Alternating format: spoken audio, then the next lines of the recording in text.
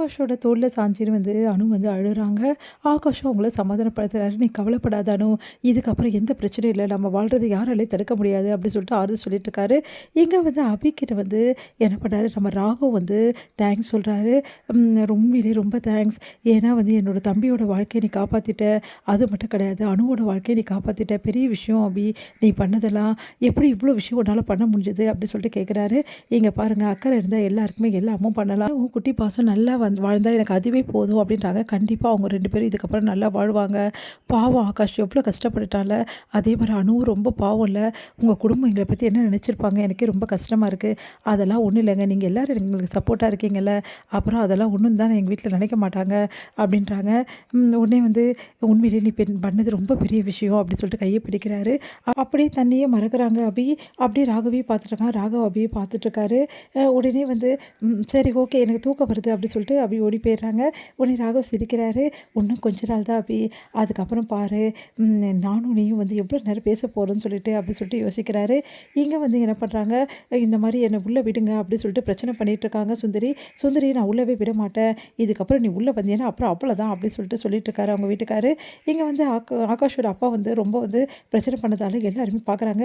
"சொன்னா கேளுப்பா, போனால் போதும் சுந்தரி விடு. அதெல்லாம் விட முடியாது. இவ இருந்தால் என் பையனோட வாழ்க்கையை நல்லபடியாக அமையாது. முதல்ல என் பையன் வாழ்க்கை நல்லபடியாக அமையட்டும். அதுக்கப்புறம் இவளை என்ன பண்ணுறதுன்னு யோசிக்கிறேன். முதல்ல இங்கேருந்து போடி" அப்படின்றாரு. "நான் போகமாட்டேன்னு சொன்னால் கேளுங்க. நான் இங்கே வருவேன். எனக்கு தெரியும் உன்னெல்லாம் இங்கே எங்கே போனாலும் வச்சுக்க மாட்டாங்கன்னு சொல்லிட்டு. அதான் திரும்பி வந்திருக்கேன். இங்கே பாருங்கள், ப்ளீஸுங்க என்னை விடுங்கங்க உள்ள" அப்படின்னாங்க. "அதெல்லாம் விட முடியாது. மரியாதை இங்கேருந்து போ. நான் பார்க்க தானே போகிறேன். கொஞ்ச நாளில் பாருங்கள், என்னை தேடி நீங்கள் வரப்போறீங்க இல்லையா" அப்படி சொல்லிட்டு போகிறாங்க. "பார்க்கலாம் அதுவும்" அப்படி சொல்கிறாரு. இங்கே அப்படியே கோபமாக வராங்க. உள்ளவே விட மாட்டேங்கிறாரு. மறுபடியும் அந்த அந்த பாட்டிக்கிட்ட மல்லடிக்க வேண்டியதாக இருக்கே. ஐயோ, அது என்னென்ன பண்ண போகுதுன்னு தெரியலையே அப்படி சொல்லிட்டு போகிறாங்க. இங்கே என்ன பண்ணுறாங்க, செமையாக டென்ஷனாக இருக்காரு நம்ம ஆகாஷோட அப்பா. என்னப்பா என்ன யோசிக்கிற அப்படின்னோடனே, இவ இப்படி தான் தொல்லை கொடுத்துருப்பா, என் பையனை வாழவே விட மாட்டாமா, ஏதாவது பண்ணுமா அப்படின்னு லட்சுமி பாட்டி சொல்கிறாங்க. "நீ கவலைப்படாத, அணுக்கும் ஆகாஷுக்கும் சாந்தியும் போது ஏற்பாடு பண்ணிட்டேன். அதனால் எந்த பிரச்சனையும் கிடையாது." "நிஜமாவாம்மா?" "ஆமாம், எல்லாம் குறித்து கொடுத்துட்டாரு ஜோசியர். எந்த பிரச்சனையும் இல்லை" அப்படின்றாங்க. ரொம்ப சந்தோஷமடைகிறாரு. பாட்டி என்ன பண்ணுறாங்க, அபியையும் ராகவையும் கூப்பிட்டு சொல்கிறாங்க. "இந்த மாதிரி அனு ஆகாஷ் ரூமை நீங்கள் தான் ரெடி பண்ணணும். அவங்க 2 பேருக்கும் முதல்ல ஏற்பாடு பண்ணியிருக்கோம்" அப்படி சொல்கிறாங்க. அதை கேட்டு இவங்க 2 பேரும் அமைதியாக இருக்காங்க. நாங்கள் எப்படி? அதெல்லாம் தெரியாது. நீங்கள் தான் அவ்வளோ அழகாக டெக்கரேஷன் பண்ணி வைக்கணும்.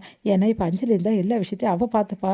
அவள் இல்லாதால் தான் சொல்கிறேன்" அப்படின்னோட, சரி ஓகே, நாங்களே பண்ணுறோம் பாட்டி" அப்படி சொல்கிறாங்க. சரி, நான் என்ன சொல்கிறேனோ அதெல்லாம் வாங்கிட்டு வரீங்களா அப்படின்னோடனே, கண்டிப்பாக நான் வாங்கிட்டு கொடுக்குறேன் அபி" அப்படின்றாரு. "சரி வாங்க" அப்படி சொன்னோன்னே, "என்ன மாற்றிட்டு நீ இவங்க 2 பேரும் அமைச்சிருக்க" அப்படின்றாங்க. "பின்ன இவங்களும் எவ்வளோ நாள் தான் இப்படியே இருப்பாங்க? இவங்க வாழ்க்கையும் ஆரம்பிக்க வேணாவா?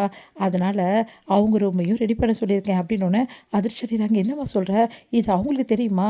அதெல்லாம் பார்த்துக்கலாம்டா. இங்கே பாரு, வாழ்க்கை ஆரம்பிக்கும் போது 2 ஜோடிகளும் ஒன்றா ஆரம்பிக்கணுமே.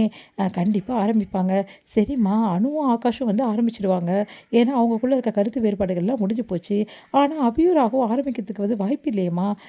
ஆரம்பிக்கிறாங்களோ ஆரம்பிக்கலையோ, ஆரம்பிக்கிறோன்ற எண்ணமாவது அவங்களுக்கு வரும்ல, அதுக்காக தான்" அப்படி சொன்னோன்னே, "நீ சொல்கிறதும் கரெக்டு தான்மா" அப்படின்றாரு.